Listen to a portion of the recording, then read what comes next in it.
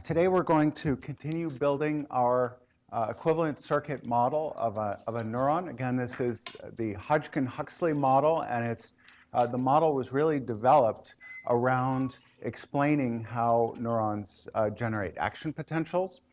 There are two key ion channels that are associated with making spikes. There's a sodium channel that we model as a conductance in series with a battery, and there's a potassium conductance that we model the same way. And again, those two conductances cooperate to produce an action potential, and we saw essentially how those two conductances, together with their batteries, the sodium battery is up at plus 50 or so millivolts, the potassium battery is down at minus 75 or so millivolts, and those two conductances then work to essentially connect the inside of the neuron to the plus battery and then to the minus battery to give you an action potential. And you may remember that we saw what that looks like. So here is plotting membrane potential in blue. Here we turn on this sodium conductance. The voltage of the cell races up to about plus 55. Then we turn off the sodium, we turn on the potassium.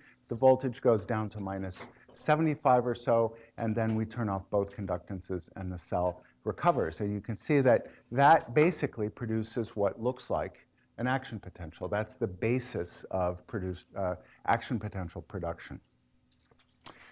But we need, in order to understand how these things turn on and off in the time course that they do, we need to understand a little bit more about how these sodium and potassium conductances work. And that's what we're going to focus on today.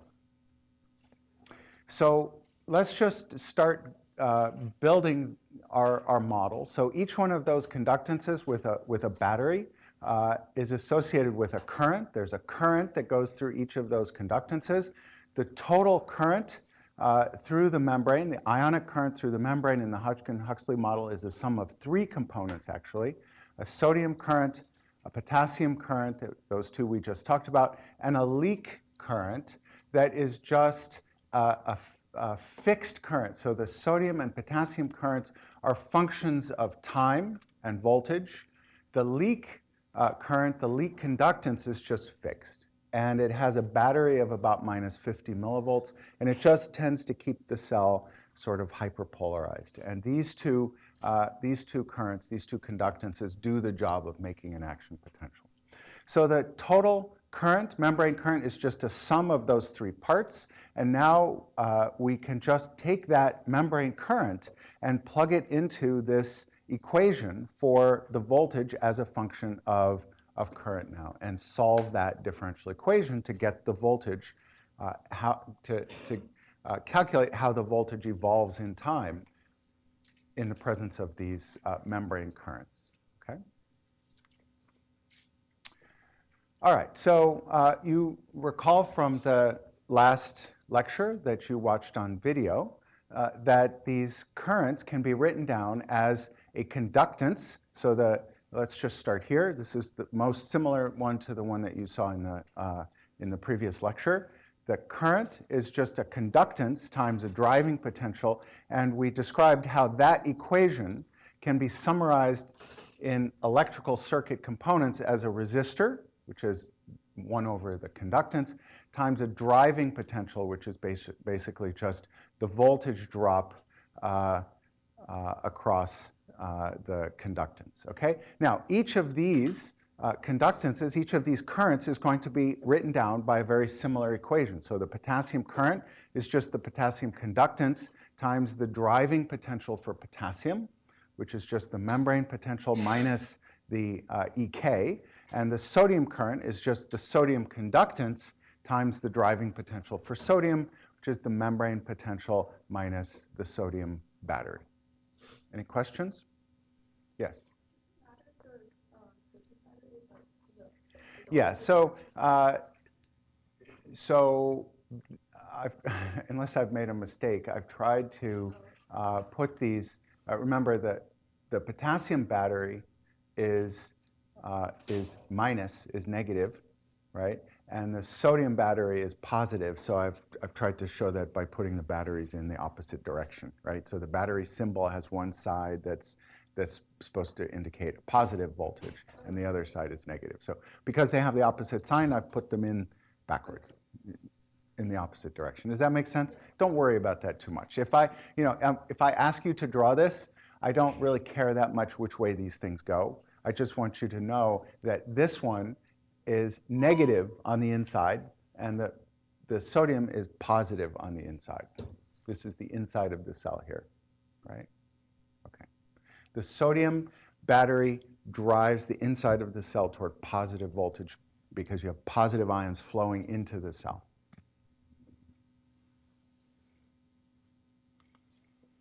So you can see now that the membrane potential here depends on the membrane currents, right, through this differential equation. But the membrane currents, the sodium, potassium, and leak currents, all depend on these conductances, right? And these conductances for the sodium and potassium are voltage dependent and time dependent. So you can see that the conductances depend on the voltage, right? So the membrane potential depends on current, current depends on conductances, but the conductances depend on the membrane potential. So it goes around and around and around, right? So those things all depend on each other. And so what we are setting out to do is to write down the way those things depend on each other, the way you can think about that system evolving in time. So let me just show you what the plan is. So the plan is to write down an algorithm, basically a for loop, that describes how the membrane, how the neuron generates an action potential. And let me just walk you through the steps of that, and then I'll get to your question. So we're going to start with some membrane potential V. And we're going to calculate the voltage-dependent parameters of the sodium and potassium conductance using that membrane potential. And once we have those parameters, we can actually calculate the conductance for each of those, for the sodium and potassium. Once you know the conductance, you can get the currents. Once you have the currents, you can compute the total membrane current just by adding them all together. Then you can compute, once you have all those currents, you just compute V infinity, which is just the current times the resistance, the effective resistance. Then we're going to integrate our first-order linear differential equation to get a new voltage as a function of V time and V infinity. And then we're just going to go back and start again. So that's the algorithm that a neuron uses to generate a spike. Okay? And that's what we're going to work out. Now, we've talked about these things over the last few lectures, how you can relate total current to V infinity and then integrate a first-order linear differential equation, which is just relaxing exponentially toward V infinity. But now we're going to put these things in, figure out the voltage and time dependence of the sodium and potassium conductances. Yes? I just want to ask about the basic current. Is that also contributed by potassium? Yes, it's primarily potassium. It has a negative potential, but it's just constant. So we're not really going to pay much attention to it. Okay? So if the sodium and potassium currents are off, then the leak current still keeps the cell hyperpolarized. Okay? All right, any questions? That's the big picture. Okay, so here are our learning objectives. I'd like you to be able to draw that circuit diagram, not worrying about the long and short sides of the battery. We're going to talk about how we measure the properties of ion channels. That's called a voltage clamp, so I want you to be able to describe what that is. I'd like you to be able to plot the voltage and time dependence of the potassium current for today. The next lecture, we'll talk about the sodium current, so we'll add that to our list of things that we need to know. But for today, I'd like you to be able to plot the voltage and time dependence of the potassium current and conductance, and be able to explain biophysically where the time and voltage dependence of that potassium conductance comes from, and be able to write it down in terms of quantities that we're going to call, that are called the Hodgkin-Huxley gating variables. Okay, so that's the plan. All right, so let's come back to our circuit. Again, we have a sodium current That's the sodium conductance times the sodium driving potential. The conductance is voltage and time dependent. The equilibrium potential for sodium, again, is plus 55 millivolts. The potassium current is just potassium conductance times the potassium driving potential. The driving potential is referenced to a battery, an equilibrium potential at minus 75, and the leak has a battery at minus 50 millivolts. Okay, so those are the parts we're going to use. We're going to describe now the experiments that Hodgkin and Huxley did to extract the parameters of the sodium and potassium conductances. Today we're going to focus on the potassium conductances, and then on next Tuesday, I guess, we're going to do the sodium. All right, so the reason Hodgkin and Huxley studied, so they studied these channels, the potassium and sodium channels, in the giant squid axon. Now, most of our axons are about a micron. Most of the axons in our brain are about a micron across. This axon is about a millimeter across. Action potentials propagate much faster in large axons, and this axon is involved in transmitting an action potential from the brain to the tail that drives an escape reflex. The squid squirts water out of a sort of a chamber that has water in it. If the squid senses danger, it contracts muscles that squeeze water out of that, and it makes a jet, and it squirts the squid forward away from danger. Okay, so that action potential has to propagate very quickly from the brain to the tail, and it does that through this enormous axon. That axon is so big, you can now put multiple wires inside of it. You don't even need to pull these glass electrodes. You can just take little wires and stick them in, chop out a little piece of the axon and stick wires inside of it and study it. Yes? So if the body of the squid is like the giant thing on the bottom, it has arms coming out of its head? Yes. That's you eat that part and you eat that part. Not that. You throw away the most interesting part. Okay, any other questions? Okay.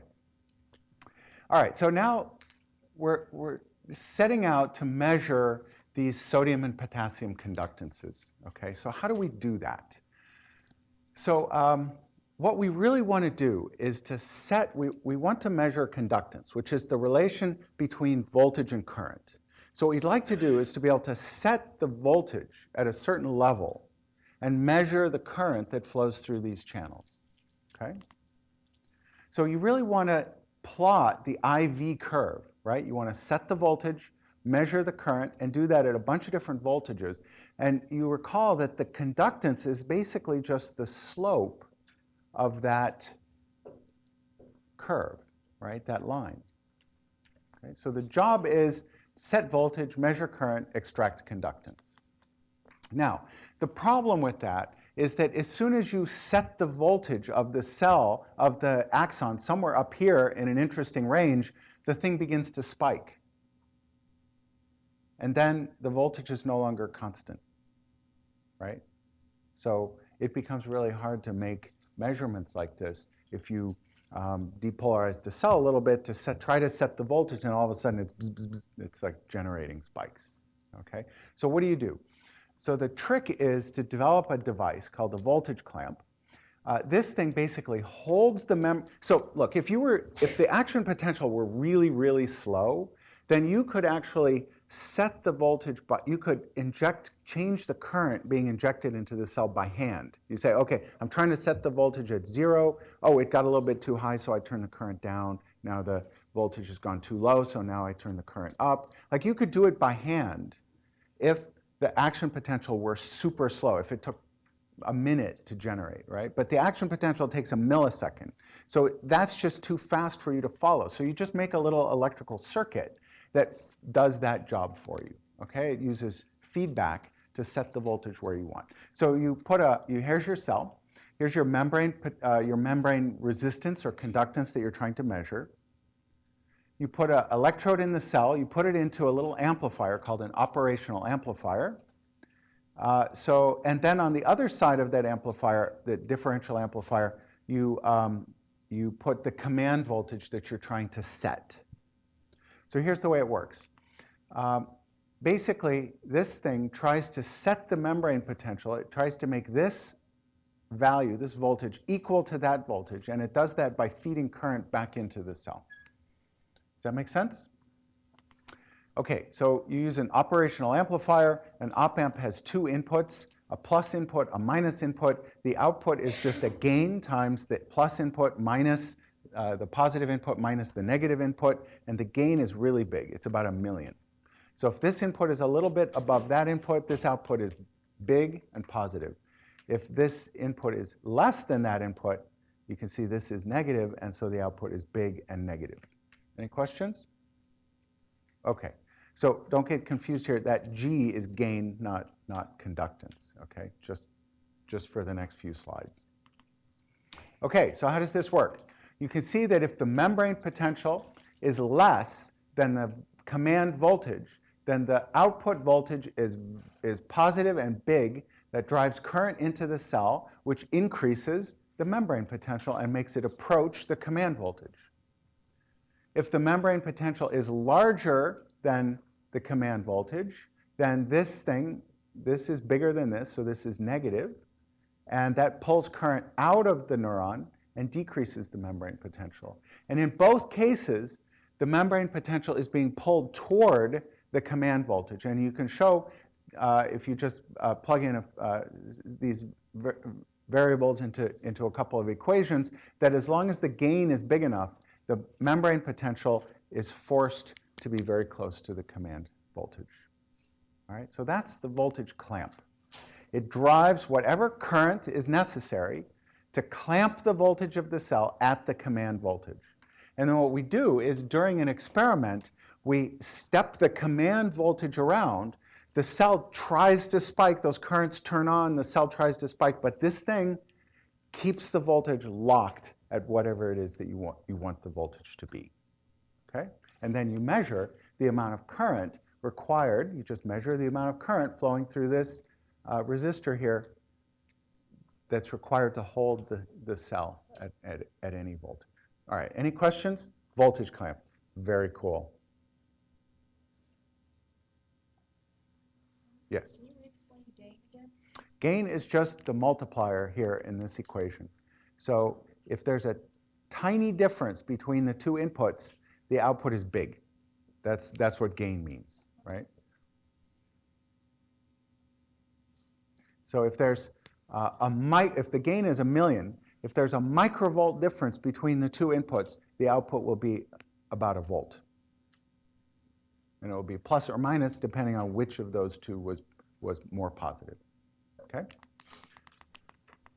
Okay, so now let's get to the actual voltage clamp experiment that Hodgkin and Huxley did. We had 2 wires in our cell, one to measure voltage and the other one to inject current. That's exactly what they did. There's one wire here. That's a little piece of axon. You can literally cut the squid open, find that axon. It's a big white-looking tube about 1 millimeter across. Cut 2 pieces of it, take 2 wires, stick one in each end, and I drew it like this, but if you did it that way, they'd probably short together. So then one of those measures the voltage, you set a command, and the other wire allows you to inject current inside the axon, and then you seal the ends with a little bit of Vaseline. Okay? Yes? Sorry, what is the command? VC is the command voltage that you're trying to set the inside of the cell to. Okay? Remember, here we're setting the VC is what you're controlling as the experimenter. You're setting the voltage with that command. Okay? The current, so the voltage clamp then holds the inside of the cell at that command voltage, and then you're measuring the current with this device. There's a readout that tells you how much current it's putting into the cell, or it goes onto an oscilloscope because it's time dependent. Okay? Okay, so let's do an experiment. Here's an example of an experiment. They hold the command at -65, and suddenly they drop the command voltage to -130. What does the cell do? What is the current? Nothing. Okay. There's a little transient here, which is the amount of current it took to charge that capacitor up to -130 millivolts, and then nothing happens. Okay. All right, let's do another experiment. Now we're going to we're going to start our cell at minus 65 and suddenly jump the voltage up to 0. So we're going to depolarize our cell. And now something happens. You get a big pulse of current that's negative. What does negative mean? Anybody remember what negative current means by our definition? Negative means that there are positive ions going into the cell. Okay, so it's charging the cell up. Okay, this is membrane current now. Okay, so you just have to remember that definition. Negative membrane current means that positive charges are going into the cell, and that's depolarizing the cell. Okay, and then that negative current lasts for a few milliseconds, and then the current reverses sign and becomes positive and stays on. Okay, so what is that? So the first thing that Hodgkin-Huxley did was they tried to figure out what causes that pattern of currents. Okay? So here's what they did. They had this idea that part of this might be due to sodium. And so what they did was they did an experiment where they replaced sodium outside the cell, outside the axon, with an ion. They kept the chloride, but they replaced the sodium with choline. So they used choline chloride. So it's a salt solution, but it has no sodium in it. And then they redid that experiment, and here's what they found. What they found was, so here it is with sodium, and if they replace the sodium, they find that they get almost the same thing, except that initial negative pulse goes away. Okay? So you can subtract, and so they hypothesized that that part is due to sodium, and so now you just subtract this from this to get the difference, and that is the sodium current. Does that make sense? Okay, so that's, and then one other thing, through another set of experiments, they were able to show that this part that's left after you block or remove sodium is actually due to potassium. Okay, so this is the potassium current, that is a sodium current. Okay, so by doing different kinds of experiments, so one of the things that you're able to do that they didn't do initially, but later they were able to do things like take that little piece of axon, take a little miniature paint roller, squish the axon, roll the roller over the axon, squish its guts out, and then fill it up again with solutions that they control that have different ions in them. And so they're able to study, just do multiple different kinds of experiments to be sure that this slow thing that turns on, the slow positive current, is potassium, and this fast negative current is sodium. All right? Okay, so now what you can do is you can do this experiment at different voltages here. Right? We want to measure how these currents depend on voltage, right? We can see here how they depend on time. We can also see how they depend on voltage by doing this experiment at different voltages. You start at some negative potential, you step the voltage up to minus 40, or you step it up to 0, or you step it up to 40, and now you can measure that potassium current as a function of time, or the sodium current as a function of time.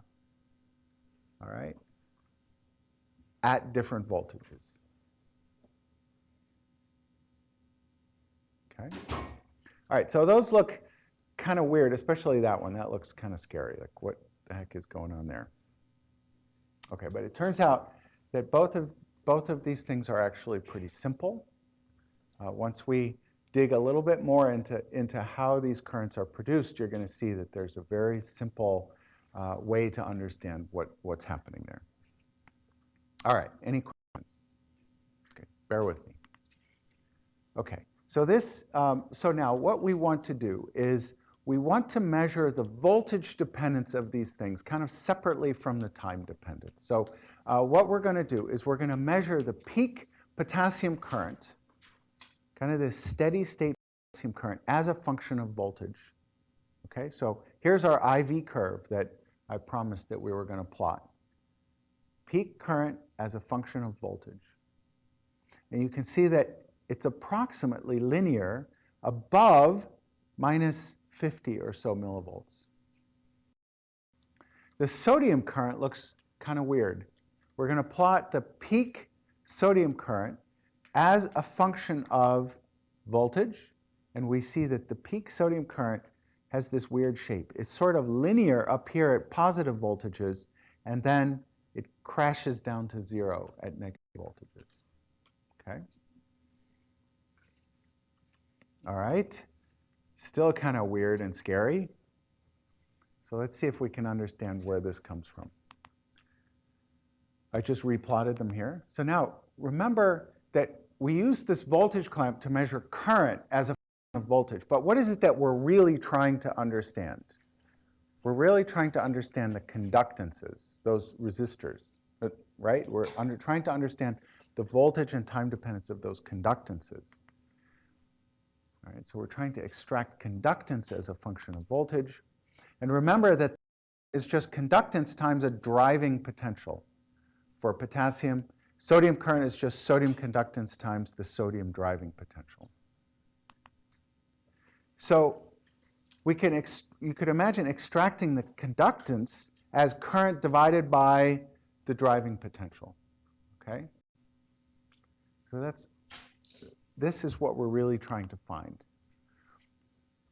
Rather than doing this division, because this thing goes to 0 at the places where the voltage is equal to the equilibrium potential. So we don't want to do that. We're going to solve this problem graphically. So here's the driving potential, right? V minus EK. It goes to 0 at EK, right? And we want to find a conductance that makes this look like this. So if this is kind of a straight line, if the current as a function of voltage is kind of a straight line, and this is a straight line, what does that tell us about the conductance in this region up here? It's constant. Excellent. Now, if the driving potential is very negative here, but the current is 0, then what's the conductance? Driving potential is big and negative. Current is 0. What does that tell us about the conductance? It's 0. Okay, so not so hard, right? We have something 0 here and constant here. So can anyone just show me what that might look like? Good. It could be like a jump. It could be kind of smooth. And that's exactly what it looks like. Okay? So the conductance is 0 here, which it has to be because the current is 0 even though the potential is negative. And the conductance here is constant because the driving potential is constant here. The driving potential is linear and the current is linear, so this needs to be constant. All right? So the conductance is very simple. It turns off at negative voltages and turns on and then stays on at higher voltages. Let's do that for sodium. This thing looks crazy weird, right? But let's go through the same operation. Here's our driving potential for sodium. Remember, it's got a reversal at plus 55. But it's a straight line, right? That's a battery and a resistor. So there's our driving potential. Now, this is linear. This is linear. So what does the conductance look like up here? Good. This is 0, but this is big and negative. So what does the conductance look like down here? Good. Starting to look pretty familiar, right? Boom. It's exactly the same.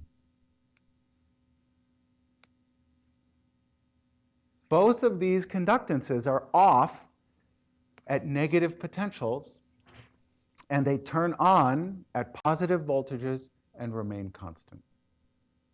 Okay?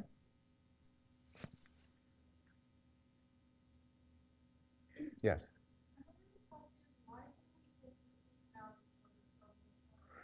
Great question, because the sodium conductance turns on and then it shuts off right away.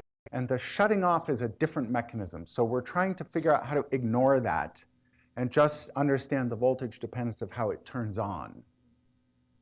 Does that make sense? Yeah. And we'll get into that next Tuesday. But I'm showing both of these at the same time because they look similar at the level of the voltage dependence. In fact, the way they turn on is very similar. Okay? It's just that the sodium has some other weird thing that shuts it off after a few milliseconds, so we'll talk about that next time. Yes? So the curve is not necessarily perfectly linear. Nope, it's not. But any nonlinearity here, we're going to account for by changes by voltage dependence of the conductance. Okay, so great point. It's a subtlety that, that we have kind of imposed by this way of writing down the voltage dependence of the current. Any other questions? No? Okay. Pushing on. So this kind of gradual turning on, this sort of zero conductance down here and a constant up here, that's called a sigmoidal voltage dependence. And it's the voltage dependence of activation. It's how these channels turn on. Okay, and as I said before, we're going to deal with how they, the other properties of the sodium channel that turn it off later. So both have a sigmoidal voltage dependence of activation.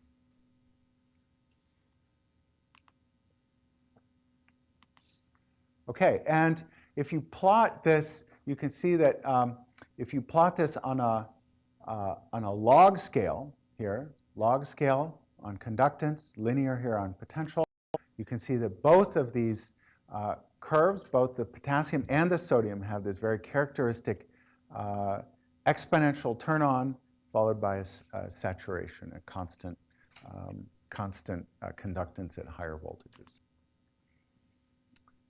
All right, any questions? That's voltage dependence. Now we're going to turn to time dependence. Okay, so you can see that the time dependence, so this driving potential, that's just constant. That just depends on the voltage and the reversal potential. And so we can separate out the, this thing is just, any time dependence this has is dependent on the time dependence of the voltage. But in our voltage clamp experiments, the voltage is constant. So this thing is constant. So any time dependence of current has to be due to time dependence of the conductance, right? And what that means is we can just look at the shape of this potassium current. Remember, this is the potassium current here. That time dependence is just due to time dependence of the conductance. Does that make sense? So you see what's happening is the potassium conductance is starting at 0. The moment you step the voltage up, that thing begins to grow gradually and then runs up to a constant potassium conductance in time. It starts off, ramps up, and then becomes constant. All right, so that's the time dependence. All right, sort of gracefully turns on. That process of turning on is called activation. The sodium conductance, current, the same thing. The sodium current is just the sodium conductance. The sodium current as a function of time is the sodium conductance as a function of time, times a constant. In our voltage clamp experiment, again, this voltage is constant. So the sodium conductance turns on, that's activation, but then it turns off, and that's called inactivation. Right? So the sodium conductance has two things going on. One, activation, and the second is inactivation. Okay? And it turns out these are two separate biophysical mechanisms. And we're going to spend more time on this next week. Okay, so notice something interesting. The sodium conductance turns on, you depolarize the cell, sodium conductance turns on right away and then shuts off. The potassium conductance has a delay and then it turns on. Does that look familiar? That looks an awful lot like this, right? Here's the sodium conductance, turns on and then shuts off. And then the potassium conductance turns on with a delay. Yeah, and that gives us an action potential. So you can see that when you use voltage clamp and dissected out the time dependence of the of the sodium and potassium conductance, it looks just like the thing we concocted earlier, just sort of our toy example for how to make an action potential. Pretty cool, right? Okay, it's starting to come together piece by piece. Okay, so we're now going to dig in a little bit deeper into the biophysics of how you get these voltage and time dependencies. Okay? So we're going to derive the equation for the voltage dependence. Anybody want to take a crazy guess on how we're going to do that? Just a wild guess how you might derive the voltage dependence of something? No? Okay, we're going to use the Boltzmann equation. And we're going to derive different equations that describe the way those channels turn on. Okay, how those conductances turn on. All right? And once we do that, we're going to have a simple set of equations. And not just equations, we're going to have a set of processes that we can think of as happening in a loop, in a for loop. That's our algorithm for an action potential. Okay? All right, so let's dive into single channels and see how they work. So, of course, currents are result from ionic flow through ion channels. It's actually possible to record currents from single ion channels. We can actually make a version of our voltage clamp that we can attach to a single ion channel. And the way you do that is, so when you take this piece of glass and you pull it, instead of poking it through the cell, instead of making it really sharp and poking it through the cell, what you do is you make it a little bit blunter, okay? So it's got kind of a rough end, and then you can fire polish, you can hold the end of that electrode into a flame, okay? Not quite, it's usually a filament that heats up hot. You hold the end of the electrode near this hot, and it melts the tip into a nice round, it's still a tube, but the edges of the tube are nice and smooth, okay? And now when you take that tube and you press it up against the cell, actually you attach a little plastic tube to the end of the glass, and you press the electrode up against the cell, and you literally suck on it with your mouth onto that tube, and it sucks the membrane up against that smooth end of the electrode, and it sticks. The lipids of the membrane actually seal themselves onto the end of the glass. So now no currents can flow out through these edges here.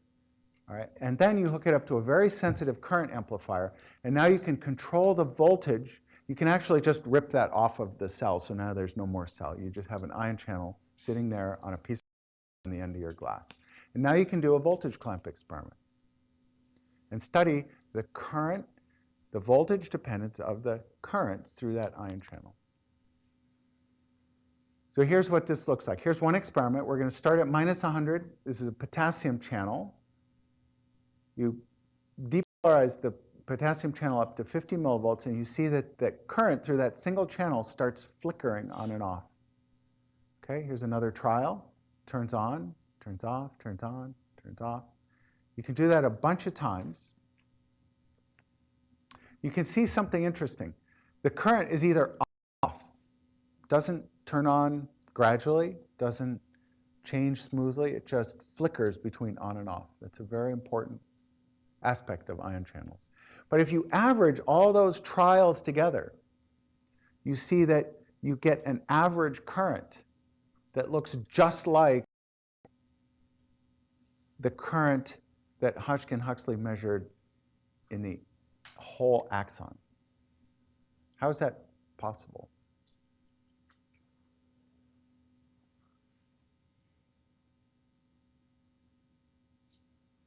Because different channels open and turns on and off at different times. Yeah?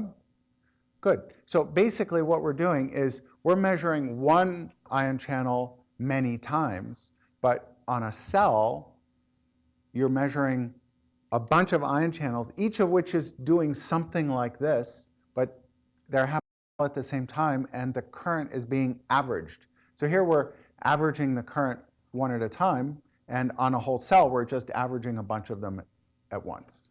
Okay, it's called ergodicity in physics. That's called the ensemble average. Okay, you can do the same thing for sodium.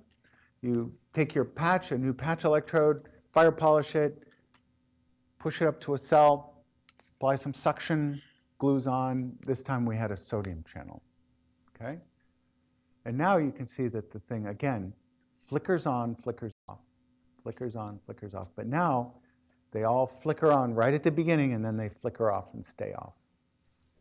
And if you average all those different trials, you see an average, an ensemble average sodium current that looks just like when you measure the sodium current on a whole axis. Okay? But the key thing is that these channels have two states, on and off, and they flicker back and forth between those two states, conducting and non-conducting. So we can now write down, we can start now working with this idea that our ion channels are either being open or closed. And we can think of a probability that the channel is being open, that the channel is open. And we can have a total number of channels. The probability, the number of open channels is just the number of channels you have times the probability that any one of them is open. If G is the conductance of one open channel, then we can write down the total potassium conductance as the probability that any given ion channel is open times the number of channels times the conductance of one open channel. Does that make sense? And now, the claim here is that all of the interesting voltage and time dependence of these channels happens here. Obviously, the number of them isn't changing very rapidly. The conductance per channel is constant, per open channel. So the interesting stuff is in the probability that the channel is.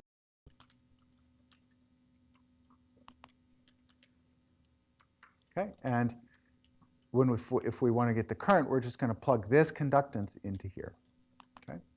All right, so let's start with a potassium channel. Let's dig in a little bit deeper into what the potassium channel looks like.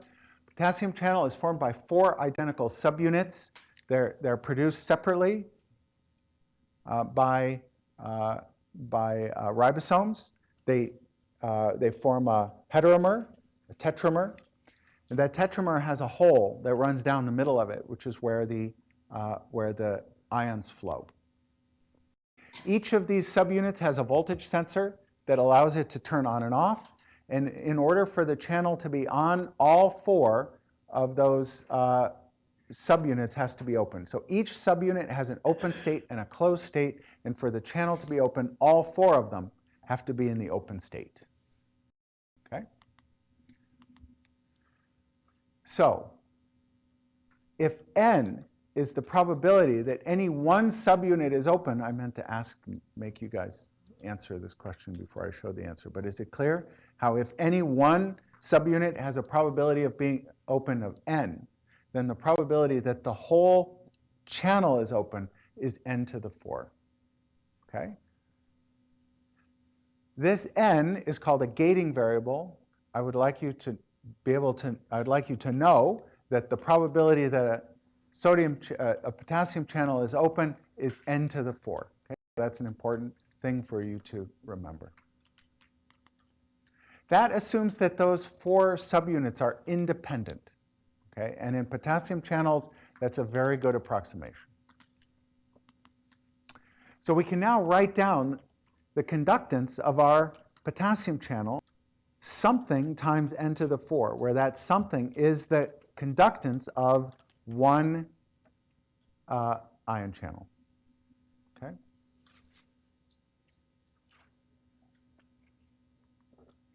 So we can now write down the current as N, open conductance times N to the 4 times the driving potential. And that N is called the gating variable for the potassium conductance. All right, any questions? No? Yes? N absolutely does depend on voltage. Very good. That's where we're going next.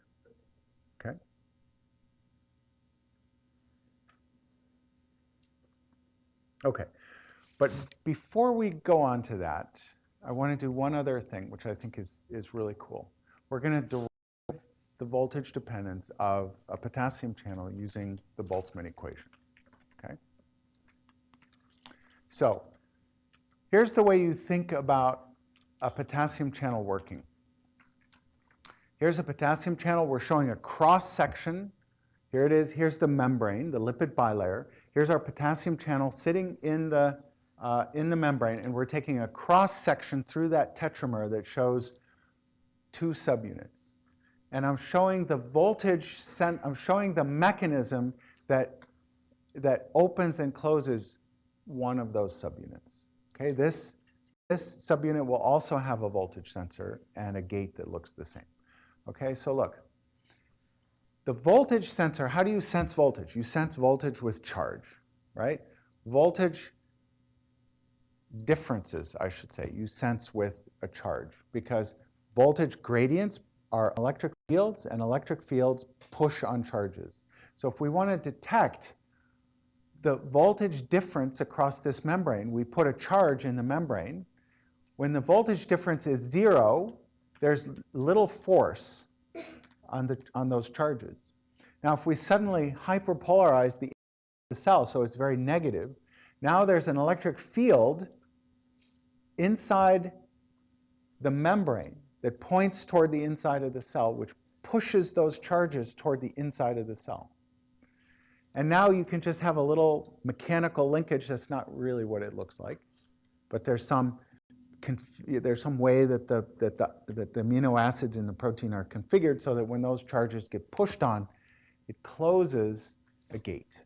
And now the current can no longer flow through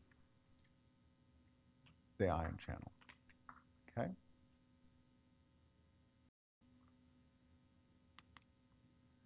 Okay, so now we're going to derive how this, we're going to see how to derive this voltage dependence from the Boltzmann equation.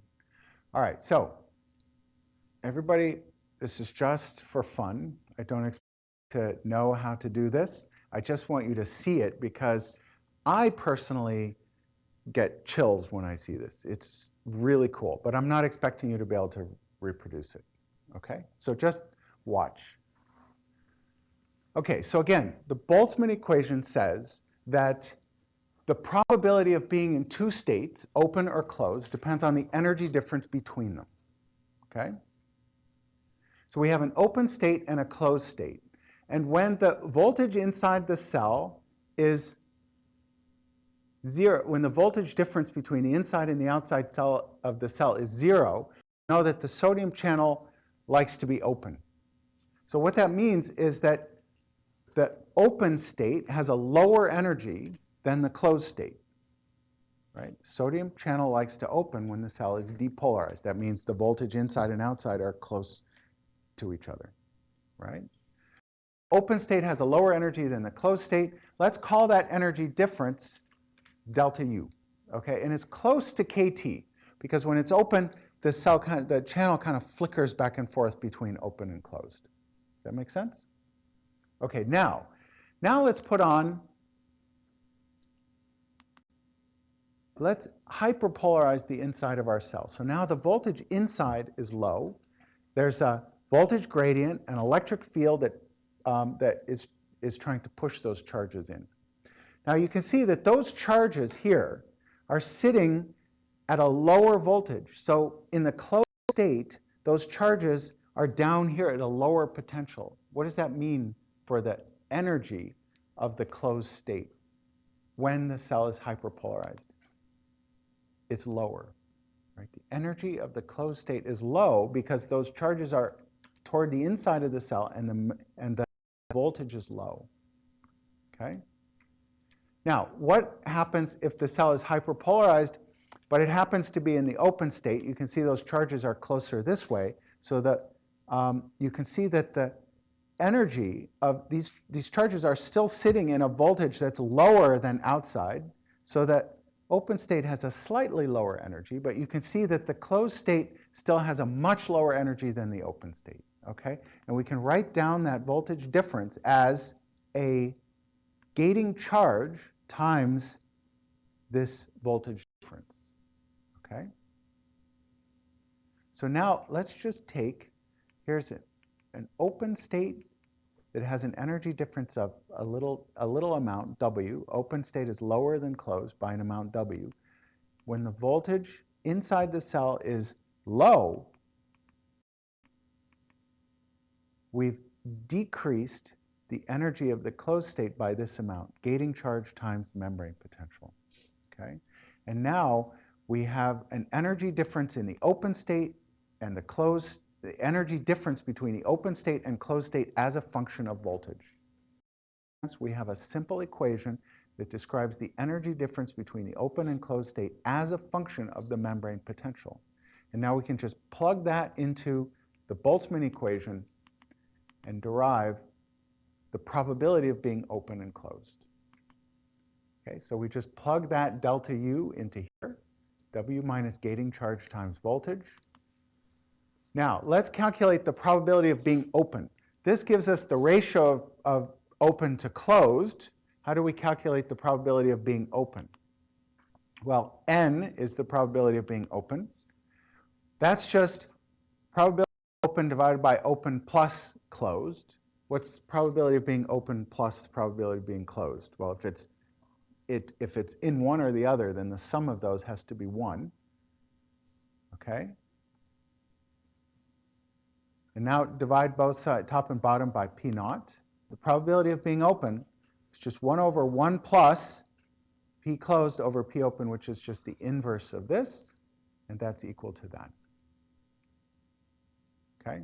All right, that may have gone by a little bit too fast, and I wasn't very smooth on that. But you can see the idea, right? It's about estimating how the energy difference between the open and closed state depends on the voltage of the cell. And it's just an energy difference, so it has to be a charge times a voltage. Yeah? And that's right, charge times a voltage. And now we're just doing a little bit of algebra to extract probability of open from open divided by closed. Okay? And now if we just plug that into there, we get this. All right, so now let's see how that compares to the actual answer. Probability of open is just 1 over 1 plus this exponential. Here's what that data looked like. Remember, that was the data for the for the conductance as a function of voltage. Here's a fit to a functional form that looks like that. And here is the prediction from Boltzmann. Okay? And you can see that it almost exactly fits. And you can actually extract biophysically what the gating charge is inside this tiny little protein simply by fitting this to the data. Okay? Pretty cool, right? Yes. W it's the energy difference between the open and closed state when the voltage is 0. So you kind of have to fit that too. Okay, it's if the voltage is 0, it's the energy difference between the open and closed state when the voltage is 0. Okay, and then you subtract from that the energy of the gating charge as a function of voltage inside the cell. Okay. Yes. So is that the gating charge? So the force that we meant are identical? Like Yes. Has the sensor? Each has this sensor, and they all have to be open for the ion channel to be open. Yes. Do you not need to put it to the power of 4? Nope, because this is the probability that one subunit is open. Okay. Yeah, but that's a good point. If you want to compare that to the, okay, so you're right. If you want to compare that to the conductance of the whole channel, then it has to be raised to the power of 4. And that's been accounted for here. Good question. Any other questions? Boltzmann equation is pretty cool.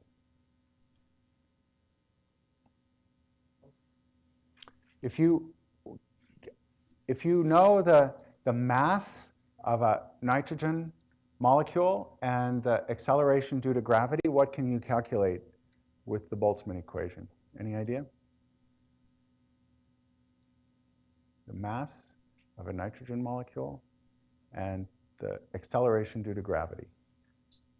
Not sure if nitrogen is the partial pressure of nitrogen in the atmosphere. Close. You can calculate the height of the atmosphere.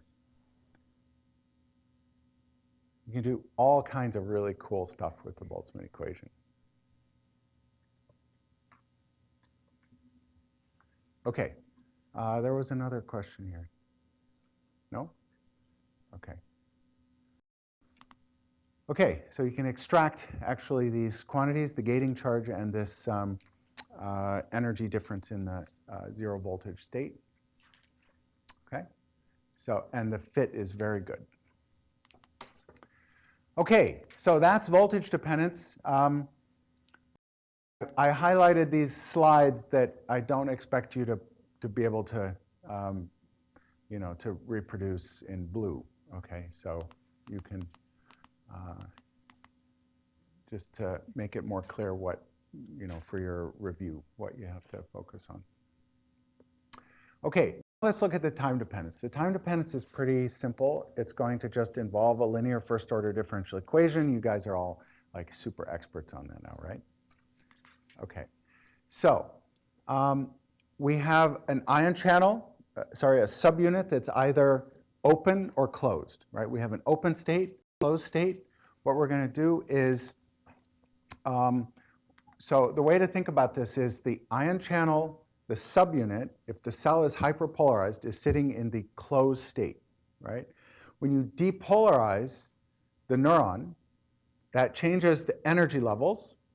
So, which way was it? I forget. Okay, the closed state has a lower energy. Now, when you depolarize the cell, the closed state suddenly has a much higher energy, and it's close to the open state. And so at some point, that subunit will jump over to the open state, right? But that takes time. You change the energy levels, but it takes time for the system to jump into the open state. Why is that? Because that transition is caused by thermal fluctuations, okay? And so you have to wait for one of those fluctuations to kick you over into the open state, okay? So we're going to model those transitions between open and closed states with a simple rate equation that's voltage dependent. We have an open state, and we imagine that n is the probability of being in the open state. And we can equivalently think of it as if we have a population of subunits, and let's think of it as more as the fraction. It's also equivalent to the, just whichever way you want to think about it. Either works well. But you can also think of it as the probability of being in the open state, or the number of subunits that are in the open state in a population, okay? You also have a closed state. So if n is the probability of being in the open state, you have a closed state with probability 1 minus n, right? If you're in the closed state, you have some transition rate, probability per unit time of going from the closed state to the open state. And if you're in the open state, you have some probability per unit time, beta, of going into the closed state, okay? So those things have units of per second, probability per second. Yes? Rebecca, right? Yeah. What's the cause of the thermal fluctuations? Just like random fluctuations? Just warmth.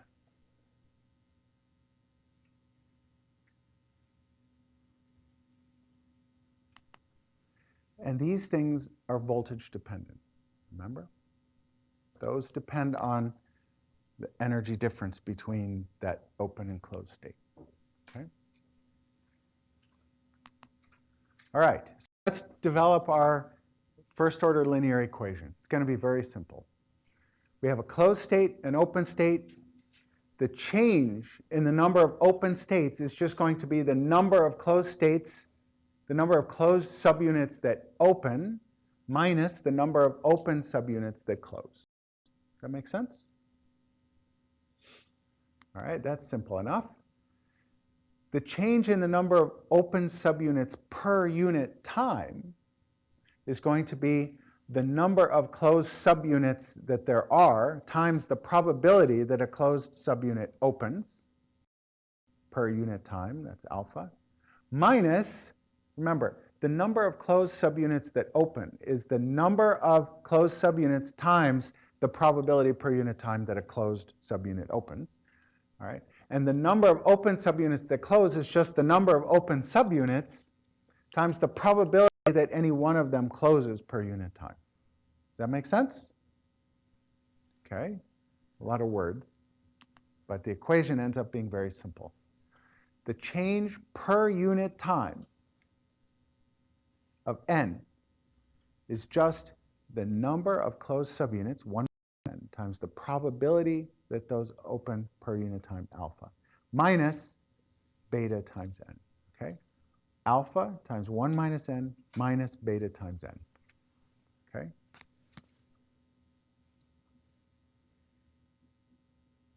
Any questions about that?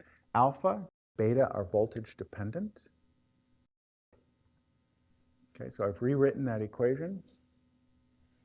N is the probability that a subunit is open. Okay?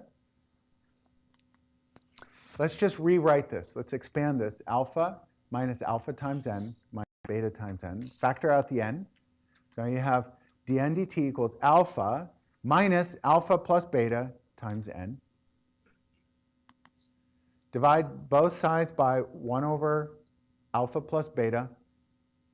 What's the steady state of this, the steady state solution of this equation?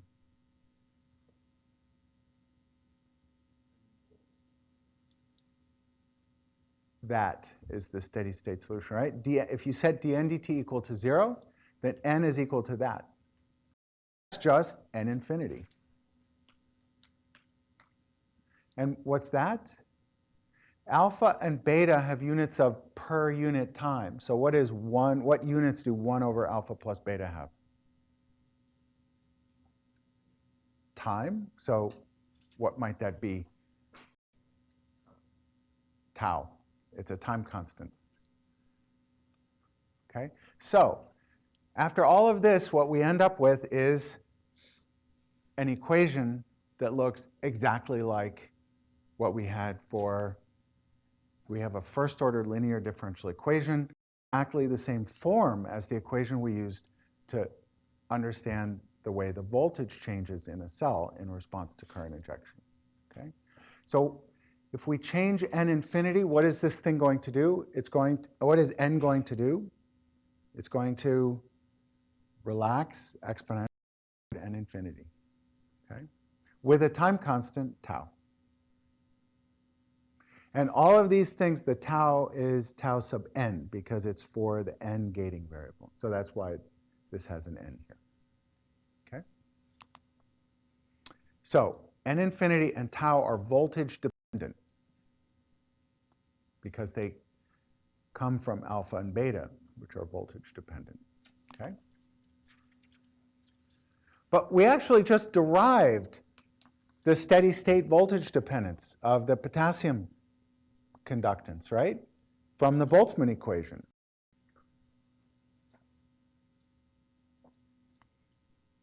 What is n infinity for very negative voltages?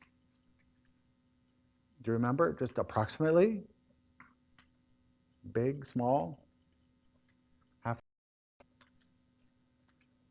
What is the steady state? What's the probability that a potassium channel is open, that a subunit is open at very negative voltages? Do you remember?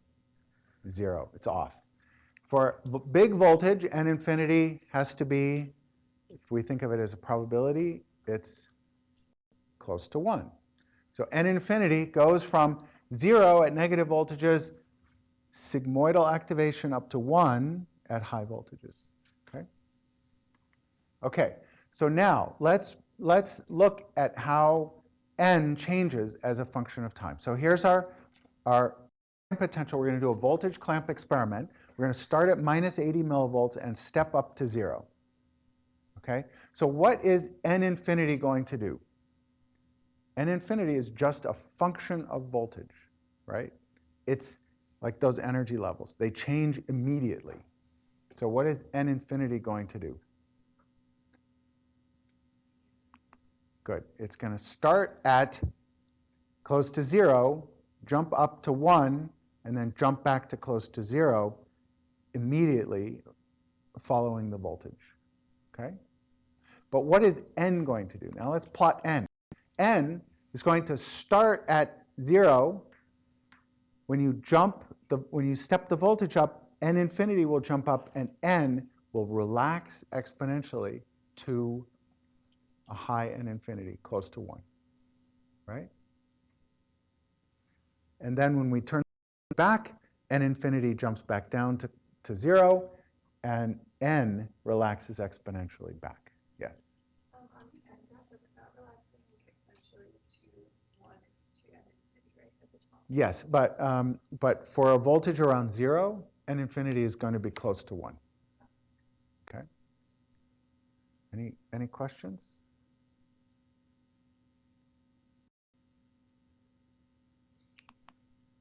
That is called activation.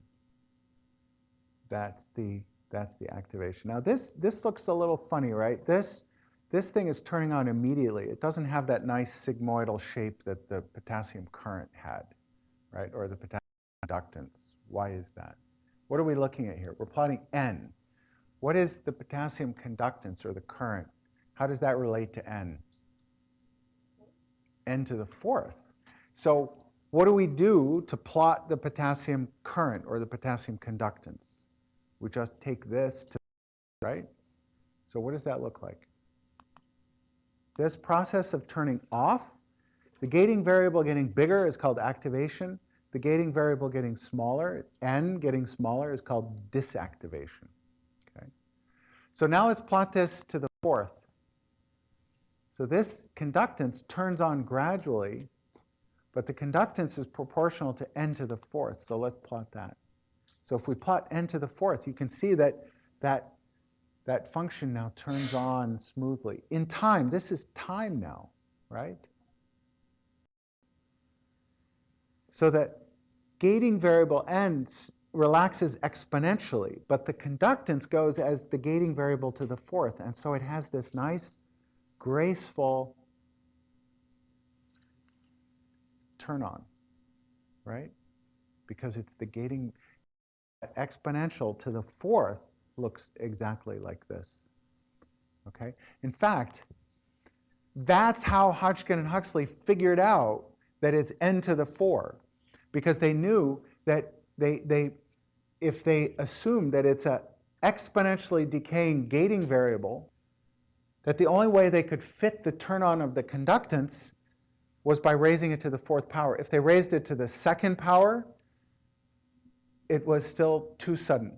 If they raised it to the 3rd power, it was still not quite right. But if they raised it to the 5th power, oops, it's too delayed. If they raise it to the 4th power, it exactly fits the shape of the conductance turning on. And so they inferred, they didn't know about subunits. They just had a piece of axon, a piece of squid lying on a table in front of them. And they were figure out that there were 4 independent processes that turn on the potassium conductance. Pretty cool, right? That's what you get by doing things quantitatively.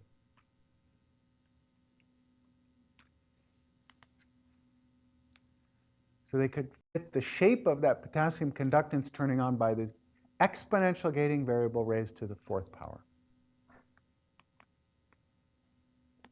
And from that, they were able to infer that it's 4 independent first-order processes that combine to produce that activation. Okay, the offset also fits if you raise it to the 4th power. They were able to measure the size of the potassium conductance to measure N infinity directly. So we derived it using the Boltzmann equation, but they measured it directly just by the size of the conductance. And you can also measure the time course. You don't need to worry about this. I'm not expecting, you should know this. I'm just showing you that just for fun. You don't need to know that, okay?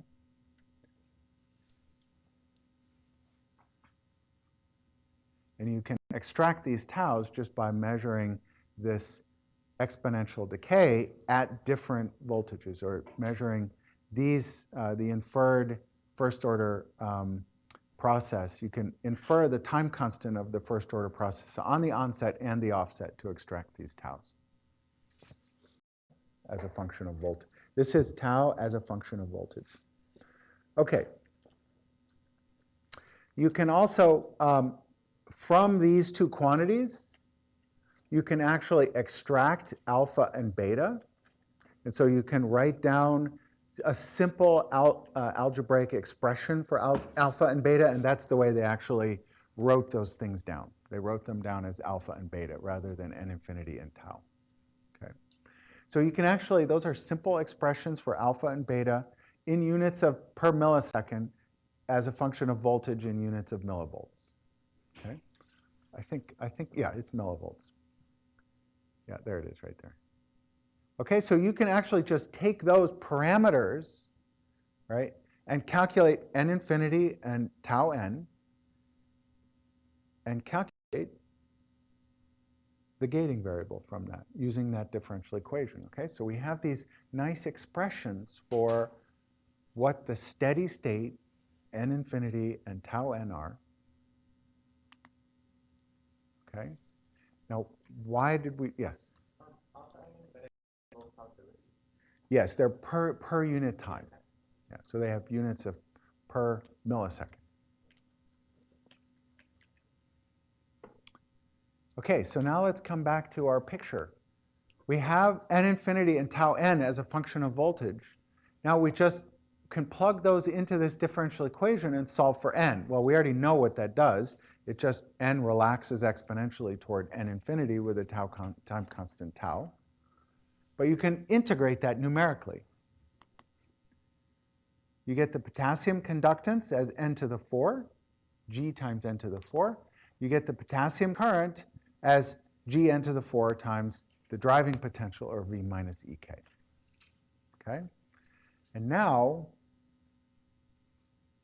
let's come back to our algorithm for making an action potential. So we have the parts related to the potassium current. We still have to add the parts related to sodium, but it's going to look very similar. So here's the idea. We start with the membrane potential at time step t. We compute n infinity and tau n. We integrate dn dt one time step to get the next n. Plug n into our equation to get the potassium current. We then add that to all the other currents to get the total membrane current. We compute V infinity of the cell. We integrate dV dt one time step to get the next voltage, and you plug that in and calculate the next n infinity. All right? So we still have to add the sodium parts, but you can see we've gone through all of these steps for the potassium. Okay, and so we're just this shy of having a full-blown algorithm for making an action potential in a neuron. Okay? And not only do you understand all the little steps, but you understand the fundamental biophysics that leads to that voltage and time dependence. Okay? All right, so again, what I'd like you to be able to do is to draw that circuit of the Hodgkin-Huxley model. I'd like you to be able to explain at a basic level what a voltage clamp is and how it works. I'd like you to be able to plot the voltage and time dependence of the potassium current. Remember this sigmoidal activation of the potassium current and the conductance, voltage and time dependence. And be able to explain the time and voltage dependence of the potassium conductance in terms of the Hodgkin-Huxley gating variables. Okay?